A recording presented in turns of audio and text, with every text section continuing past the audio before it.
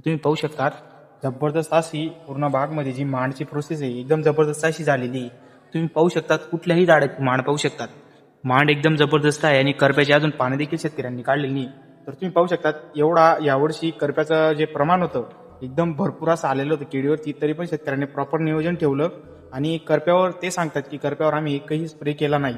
तो करपा तिथेच थांबला. त्यांनी करप्याचे आता थंडीचे दिवस संपून आता उन्हाळा चालू झालेला आहे, तरी देखील त्यांनी करप्याचे जे काही पानं आहेत ते काढलेले नाहीत.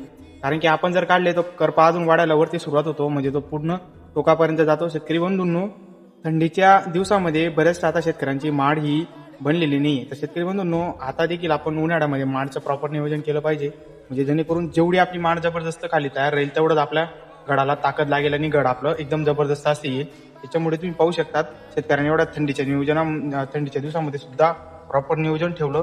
त्याच्यामुळे तुम्ही माड पाहू शकतात एकदम जबरदस्त असा 4.5 महिन्याचा भाग आहे आणि जबरदस्त अशी माड तयार झालेली आहे. आपण देखील आपल्या केळी पिकाची जर आता माड नसेल तर आपण सर्वात जास्ती म्हणजे आता जे हल्लीचं जे आपलं नियोजन असेल तर सर्वात जास्त आपण त्याची मांडवर फोकस केला पाहिजे आणि पानांतरी आलं पाहिजे. आणि जेवढे आपण मांड जबरदस्त बनवू तेवढे आपले गडाला त्याचे फायदा होणार आहे. धन्यवाद.